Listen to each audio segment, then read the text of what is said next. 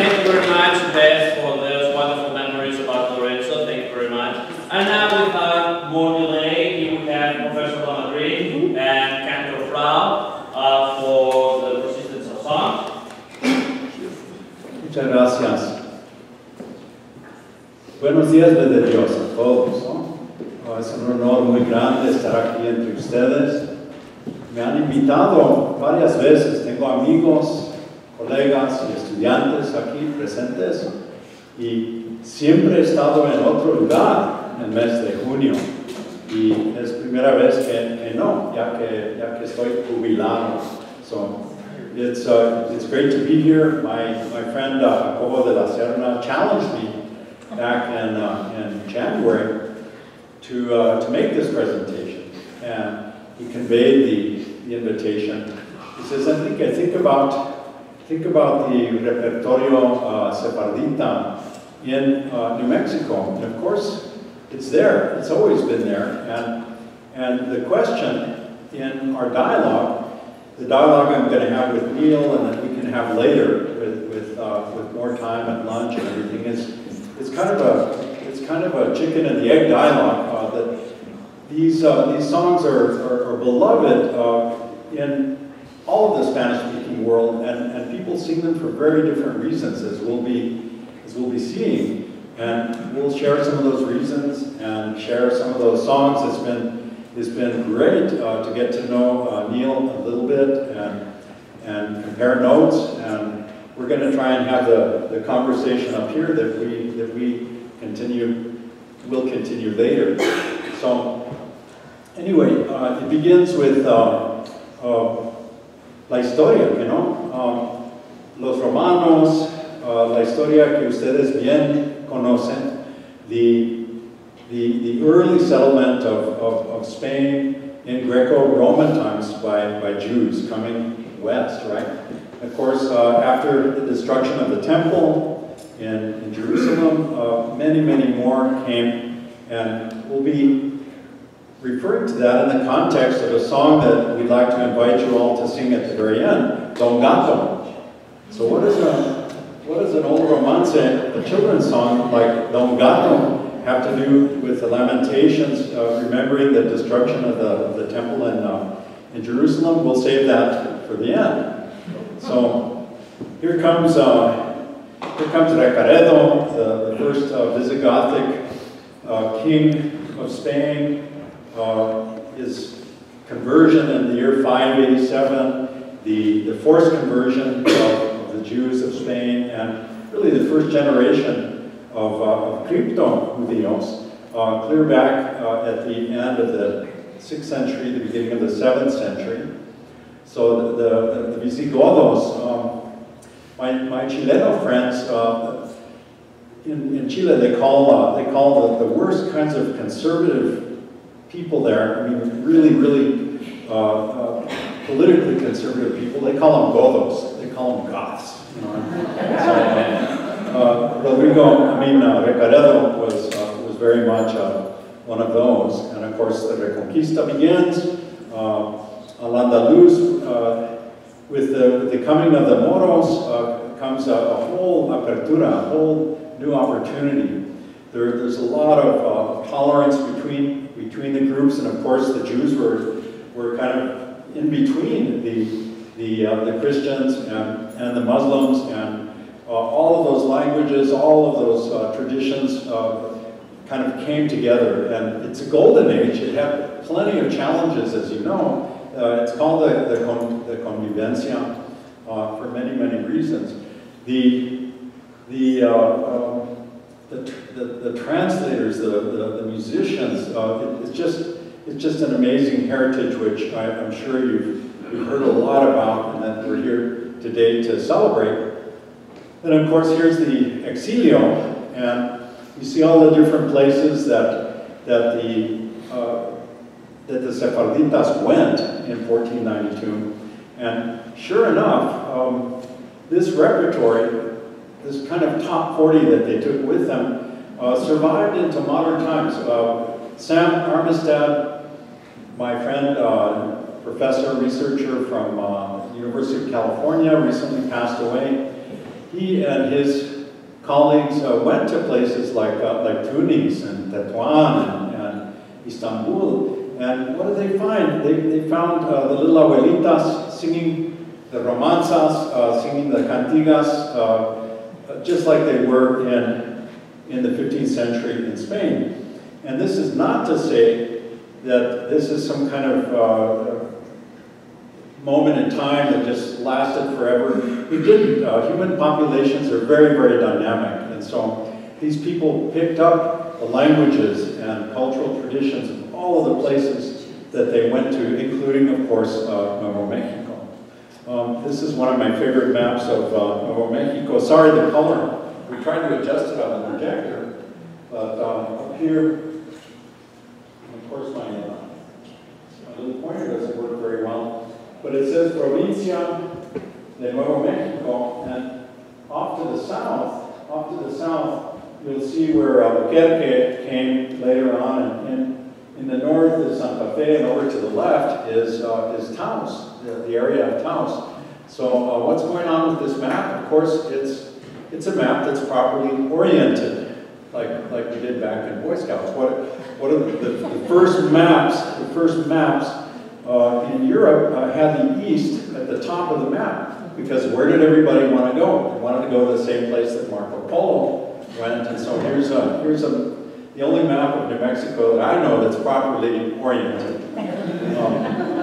Como decía nuestro gobernador, remoto sin igual, but not isolated. Everybody talks about the isolation. Well, it's a long trip to Mexico and Veracruz, but people kept those cultural ties and celebrated those ties all along. And so what do we have?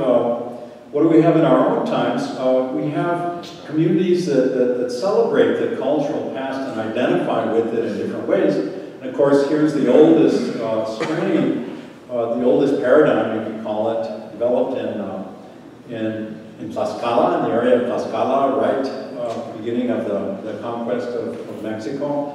And it's composed of morismas, which are big moros y cristianos celebration that are just invested with all kinds of other cultural meanings, very particular to the communities which perform them, the same as the matachines, which is what accompanies it. So that's what people have been doing since the 1550s and the 1530s in New Mexico. Today we call it part of the Genízaro tradition. Then there's other themes going through this. Of course, everybody calls it the Spanish heritage, the Spanish fantasy heritage, because it's something that's celebrated in fantastic ways. You can see it in the Fiesta de Santa Fe, and these little kids with their plastic armor, and one of the helmets still has the barcode on it. Just wonderful images. by Miguel Gander, but you can still the cofradía de Nuestra Señora Conquistadora, beloved also in the Sephardita community. It's still going. The processions, it's that continuity is still there. The Azteca stuff is a little bit more, is a little newer. It's a little far afield, I guess, because we know that the Nahuatl-speaking people that came here were Tlaxcalteca. Their enemies were the Aztecas, but there's Miguel, and he found a guy with a football helmet down in Juarez, and it's a very interesting tradition, and it's their religion. Then, of course, the great resurgence of interest and devotion in this community of prayer that you're a part of, the Sefarditas Nuevo Mexicanos, no? So you can trace all of these things, of course, in music, and that's what we're going to do. And the big treat today is having Neil Manuel. Did they misspell Manel? It's Manuel, right? Right. It's the Catalan form. It's a Catalan, Manuel. Okay.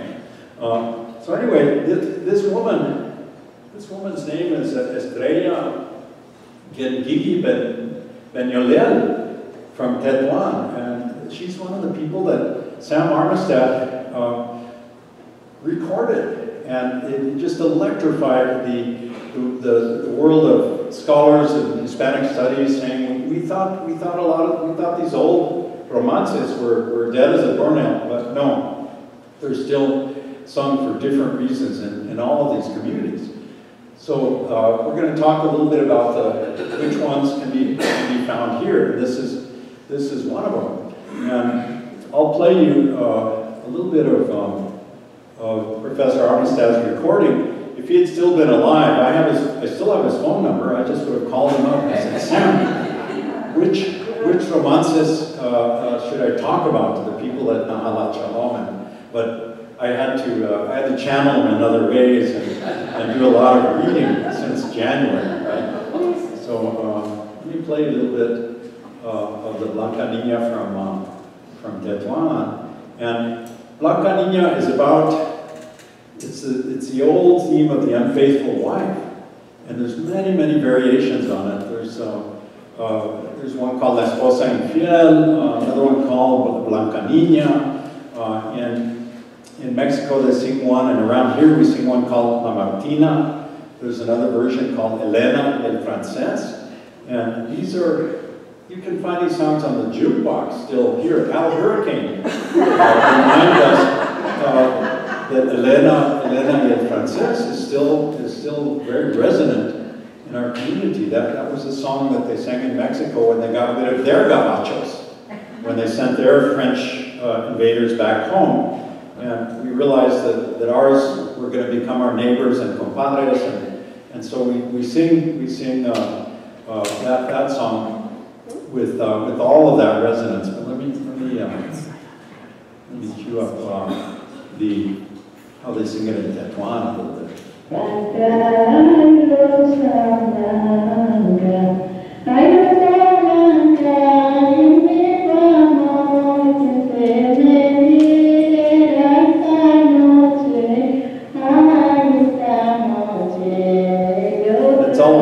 Going off to fight the Moros. He says, wait for me 7 years, and on the 8th year we get married.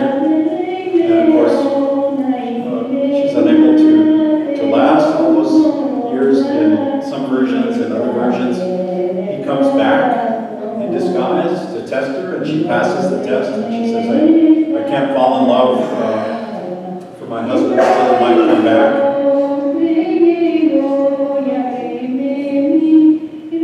Of course, this is a pan-European theme and tradition, and so we have, you can hear it in German, you can hear it in French, there's a Scots-Irish variant version of it, which I want to play for you now. This is Anita Dominguez from Taos singing the Scots-Irish.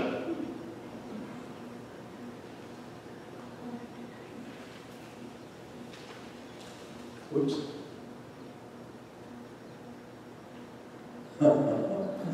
Last night I came home drunk as I could be.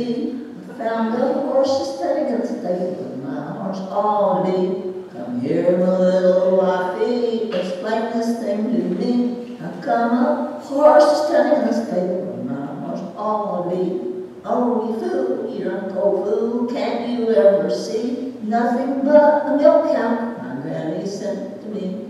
Trouble this world over 1,000,000 times or more, but never before a milk cow this saddle on before. Last night I came home drunk as I could be, found a coat to hang on the rack, my coat ought to be.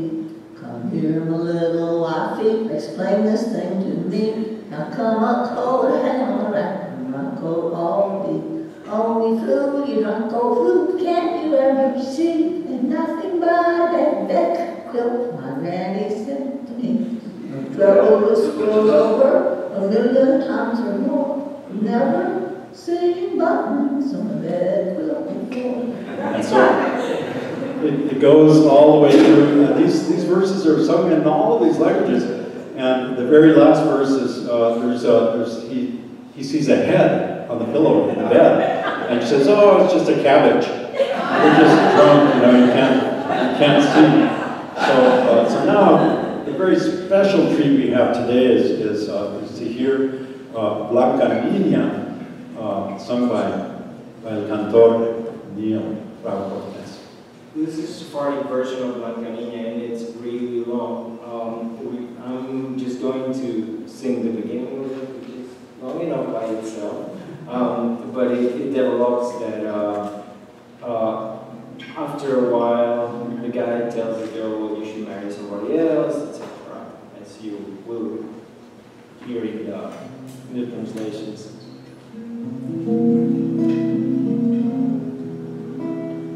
Porque lloras, blanca niña, porque lloras, blanca flor, lloro por vos, caballero, que vos vas y me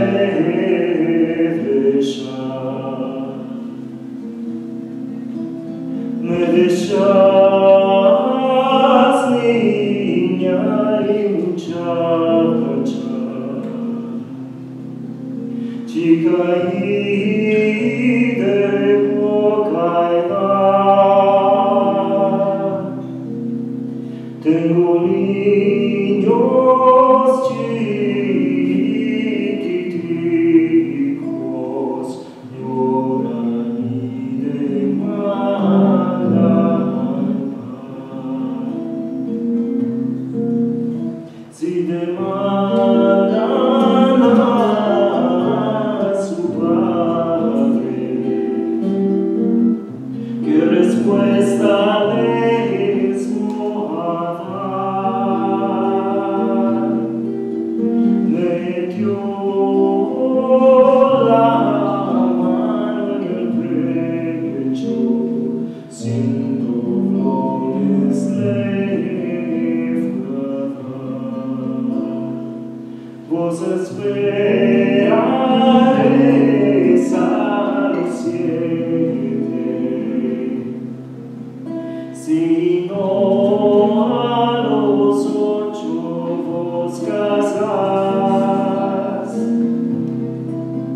Tomaré su mancerico que parezca tal y cual, que se vista las mis ropas sin sudar ni manchar.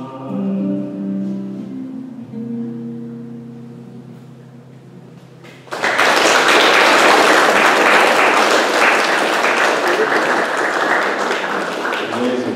That's a German woodcut from 1535. This is old stuff. Should we skip this one, Neil? You think? We've got plenty of poetry today that has Señas el Esposo is where the husband comes back and in disguise, and she rejects him, and he rejoices in the fidelity of his wife. We'll skip now to Herinaldo, and I'll cut these down a little bit so we can move the program forward. But some of these ballads, this is probably one of the oldest ones. It dates to the 8th and 9th centuries. There's something about Carlo Magno. A lot of things began with Carlo Magno, and including the pilgrimage to Santiago, the Chanson de Hollande, the epic poem of France, all of that stuff. But we forget a lot of those things. What we remember in New Mexico is the guy that got it all. Herinaldo. His name is Herinaldo, and he's the page of the king. He's a criado. The king raises him from a little kid, and he has to do everything the king says, but he has to do everything the royals tell him to do. So the princess one day says, I have a task for you. necesito 2 horas de su servicio. I need 2 hours of your service. And of course, we know where that's headed. And it's service, especially when it's service in the middle of the night.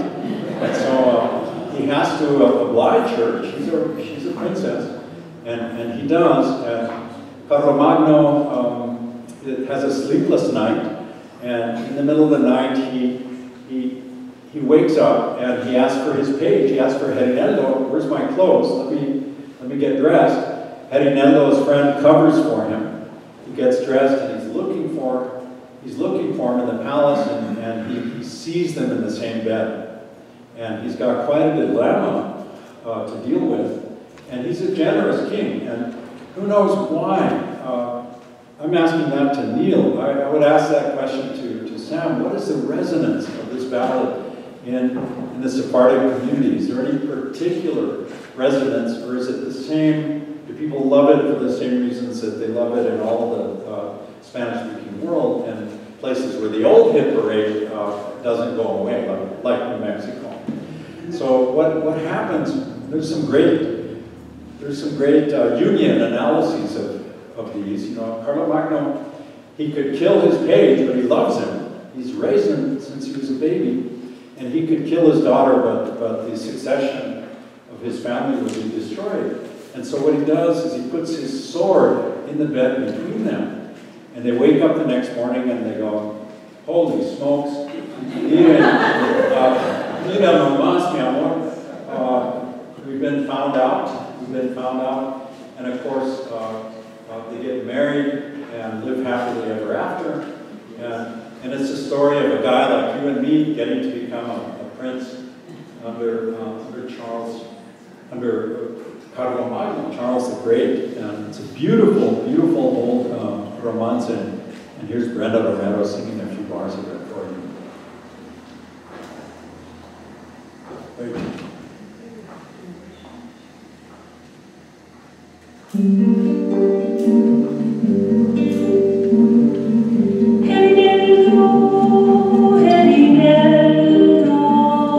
Mi camarero querido, ¿quién te pesca esta noche? 3 horas en mi servicio. So I got it wrong 3 hours. 3 horas, mi señora, como son 3 fueran 5, que porque soy vuestro creador, quiere usted burlar conmigo. No genero de mi alma, de veras yo te lo digo. ¿A qué horas, mi señora, cumpliréis lo prometido?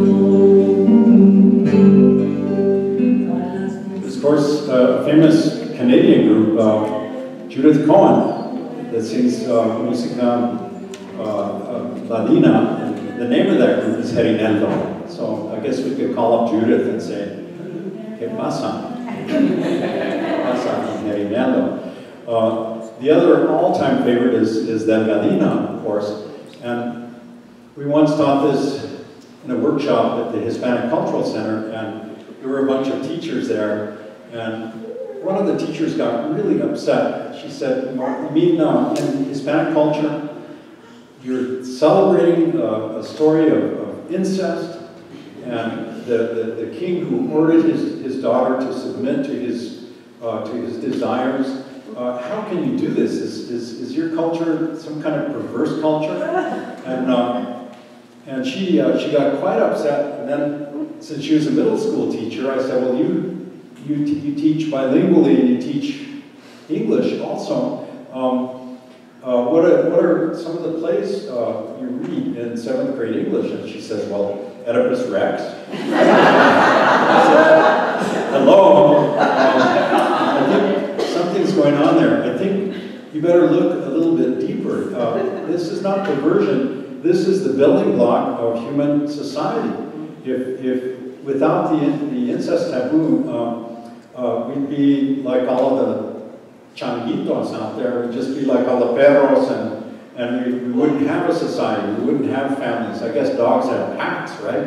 But they, no les importa a los changos. So this is a way that, that we remember these stories in Spanish. And it's a very old ballad, and I'll just play you one bar of each.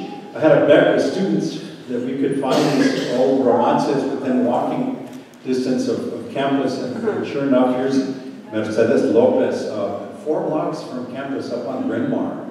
Here she is, cantando La Delgadina.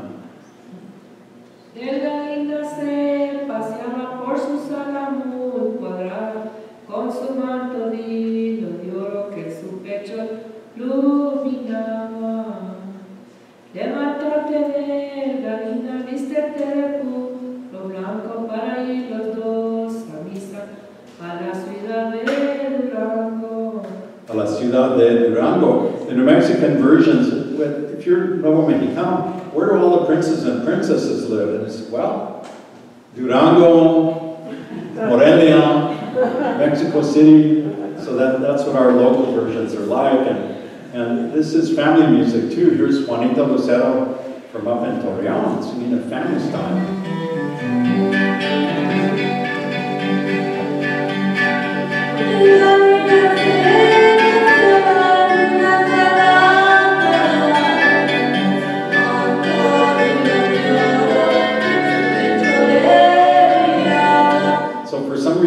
It's got to be a square tower. It's never a round tower. And su sala muy cuadrada. And so she asked her brother, she asked her sister, can you please give me some water? I'm dying of thirst.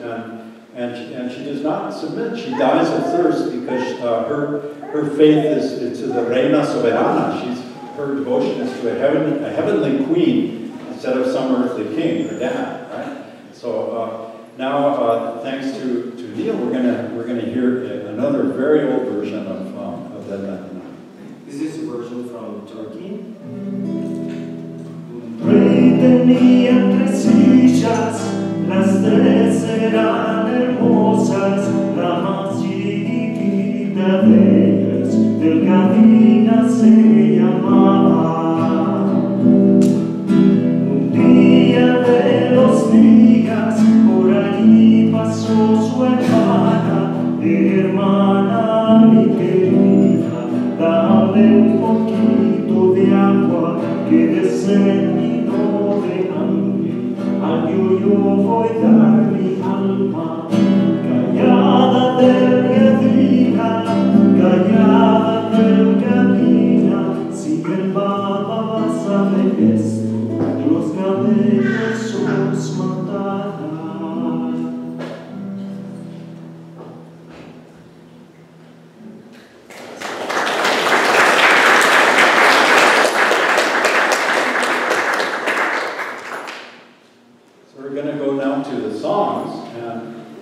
There's something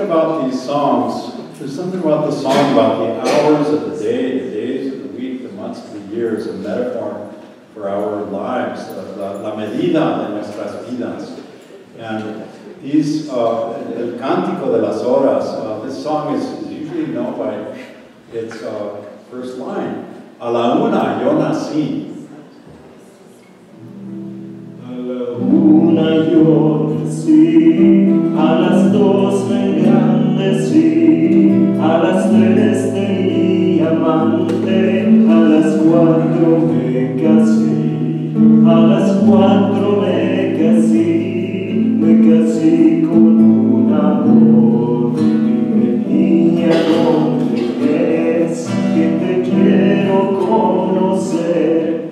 Y si no tienes amante, yo te haré defender. Y si no tienes amante,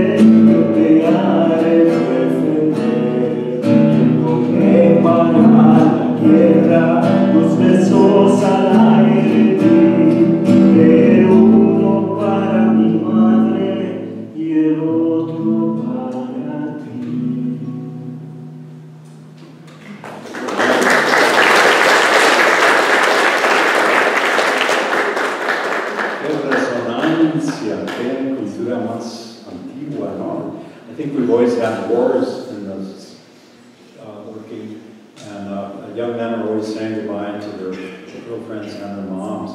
So that's Cántico de las Horas. And of course, there's a lot of versiones cristianas of the same song, and here they are. This one's right off the radio. I thought I'd take one right off the radio for you. I don't even know Gonzalo's last name. Anybody know his last name? Just turn on KANW to find it. And he notice how it's switched around. A la una yo nací, a las dos me bautizaron. At 2 o'clock they baptized me.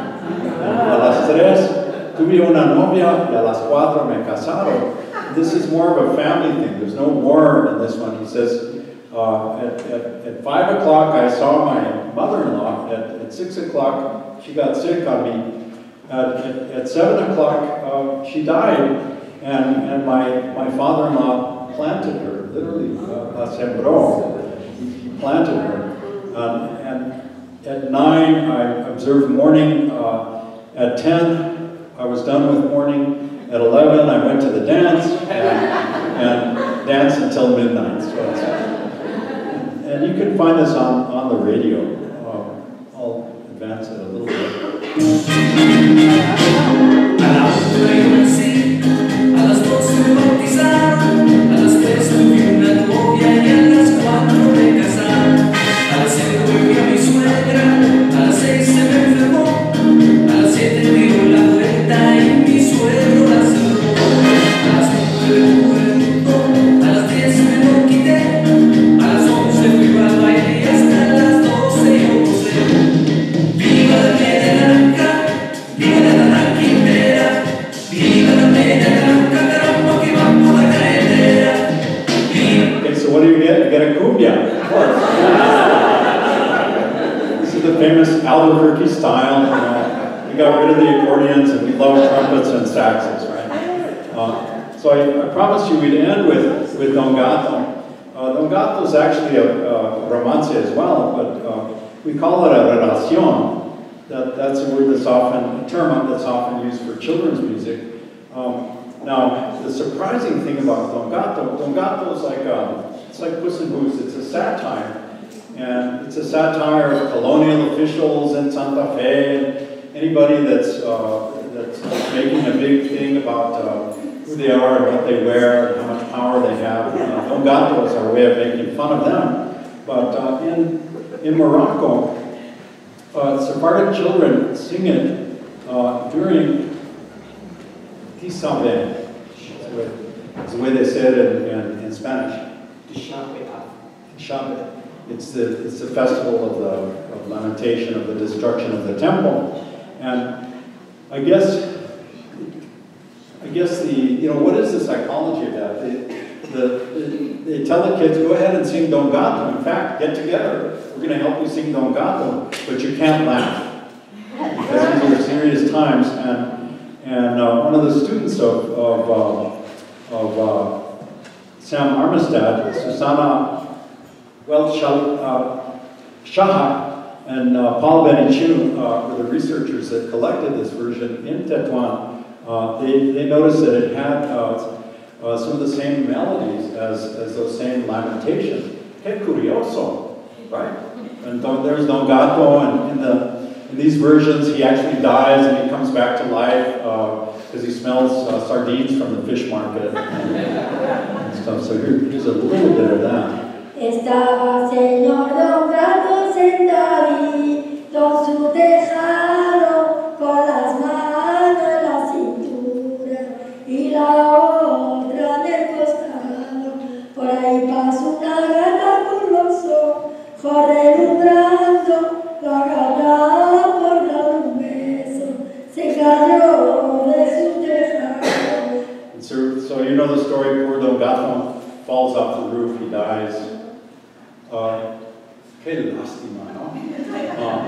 So we're going to end with this one. This is the New Mexico version. We'll see if we can get a sing-along with this. There's the translation of it. The melody is very simple. So we'll do the first couple of bars and then we'll go back to the beginning and you can join us. Estaba el señor Don Gato sentado en su silla de oro. gastando medias de seda y zapatos colorados. Llega su compadre, si quería ser casado, con una gata morena que andaba sobre el tejado. We can just keep going. Gato por verla pronto, brincó de costilla abajo y se quebró una costilla y se desconcertó un brazo. Mandaron por el doctor, don Ventura lo mató y a las 4 de la mañana ya era difunto el gato. Los ratones de alegría se visten de colorado y los gatitos chiquitos se quedan desconsolados.